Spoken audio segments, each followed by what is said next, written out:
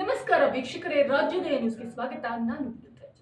ಕೆಲಸಕ್ಕಾಗಿ ಕಲಬುರಗಿಯ 4 ಯುವಕರು ಸೇರಿದಂತೆ ಭಾರತದ ಒಟ್ಟು 6 ಯುವಕರು ಬಾಬಾ ಏಜೆಂಟ್ ಮೂಲಕ 2023 ಡಿಸೆಂಬರ್ 5ರಂದು ರಷ್ಯಾಕ್ಕೆ ತೆರಳಿದ್ರು. ಕೆಲಸ ಸಿಗುವ ಆಸೆಯಿಂದ ಉಕ್ರೇನ್ಗೆ ಹೋದಂತಹ ಯುವಕರು ಇದೀಗ ಸಂಕಷ್ಟದಲ್ಲಿ ಸಿಲುಕಿದ್ದಾರೆ. ಕೆಲಸಕ್ಕೆ ಹೋಗಿದ್ದವರನ್ನ ಉಕ್ರೇನ್ ಬಾರ್ಡರ್ನಲ್ಲಿ ಯುದ್ಧಕ್ಕೆ ನಿಯೋಜನೆಗೊಂಡಿದ್ದಾರೆ. ಯುವಕರಿಗೆ ಉದ್ಯೋಗ ನೀಡುವ ಆಮಿಷ ಒಡ್ಡಿ ಏಜೆಂಟರಿಂದ ಇದೀಗ ಮೋಸ ಆಗಿದೆ.